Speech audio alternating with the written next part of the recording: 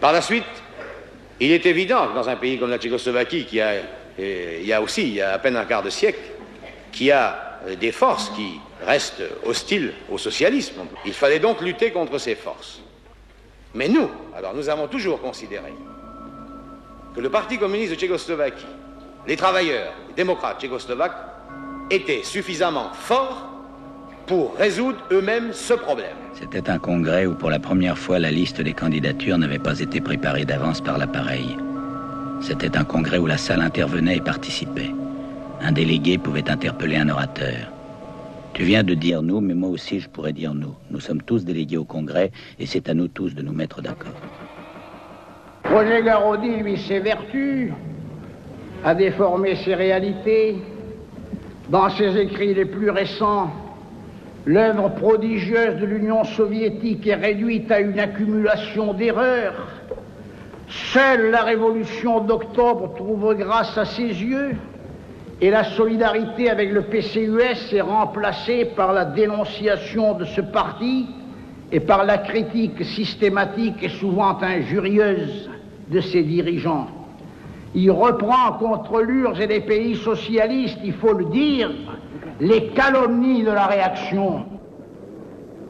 Ce n'est pas un parti militairement et aveuglément discipliné qui a pris le pouvoir, pour prendre l'exemple de 17 en octobre 17. C'est un parti où il y avait liberté d'opinion, liberté de fraction, discussion de fraction, où tout cela se produisait en même temps qu'on prenait le pouvoir.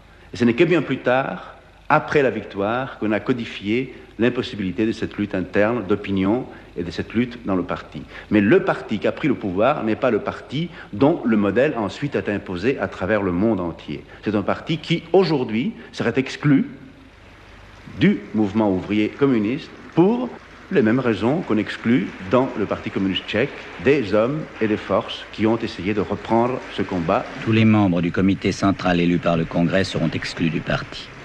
Le 14e congrès lui-même sera déclaré nul et non avenu, et Dubček à Moscou devra entériner cette opération d'exorcisme. Aussi, regardez bien ces images. On y voit quelque chose qui n'a jamais existé.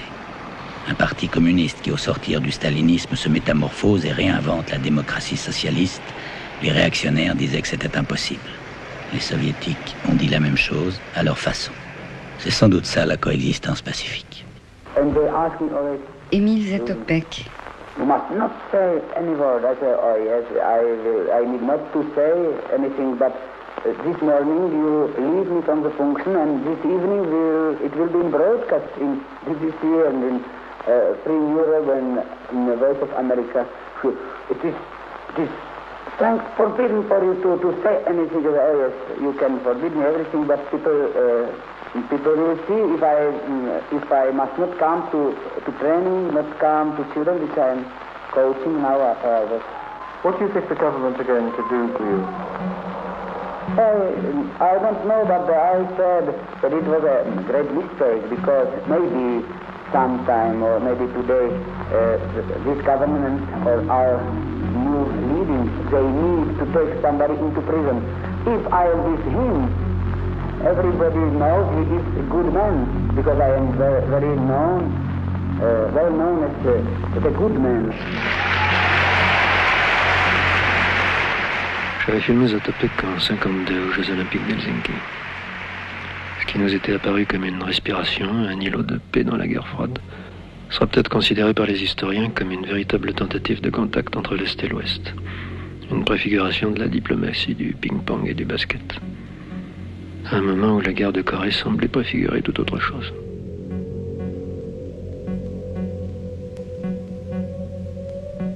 Il y avait à Helsinki une équipe de Corée du Sud. Et le cuisinier de cette équipe était l'homme qui, en 1936 à Berlin, avait gagné le marathon devant les caméras de Leni Riefenstahl.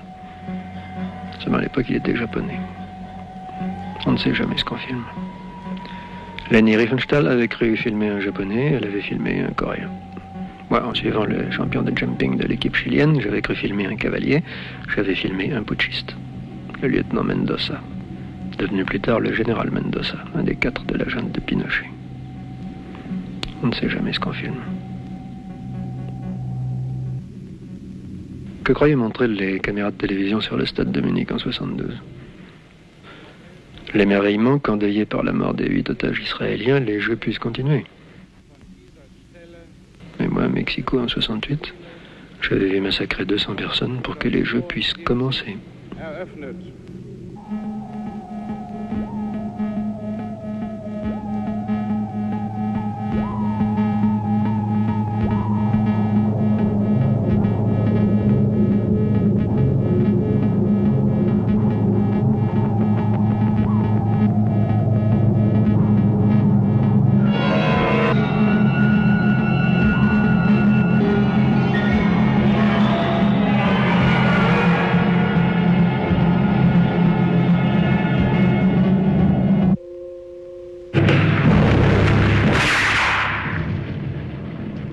Manifestation d'étudiants, mai 68 à la mexicaine, provocation rapidement menée.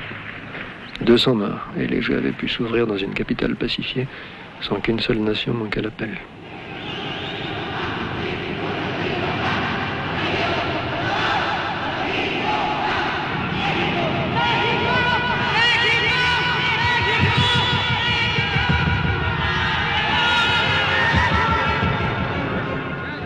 Était-ce surtout cela, sur le cauchemar de l'histoire, comme dit l'autre, que pleurait dans le stade de Munich en 1972 Émile Zatopek?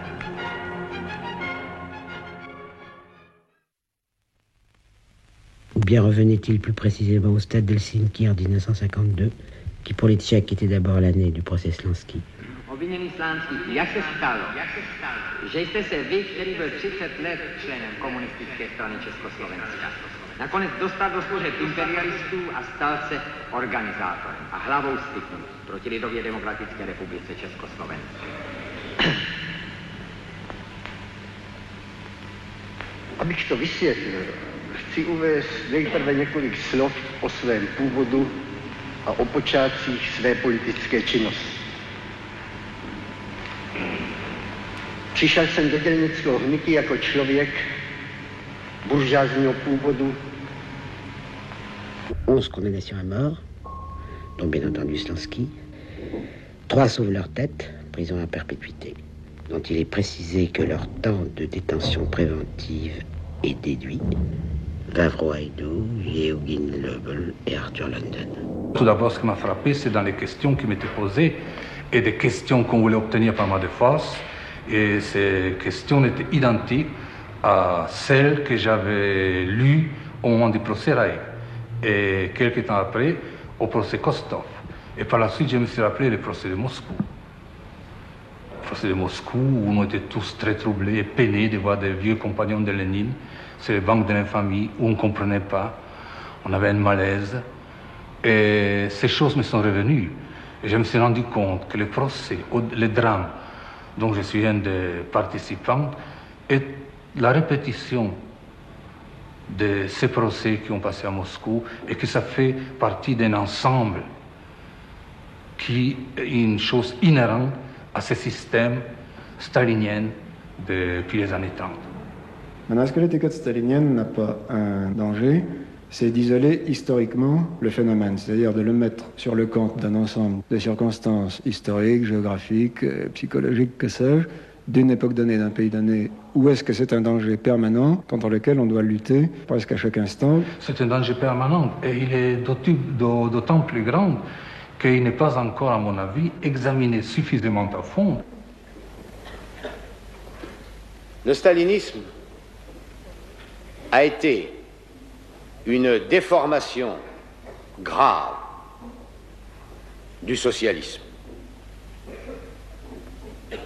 qui a eu des formations, qui a eu des conséquences extrêmement douloureuses.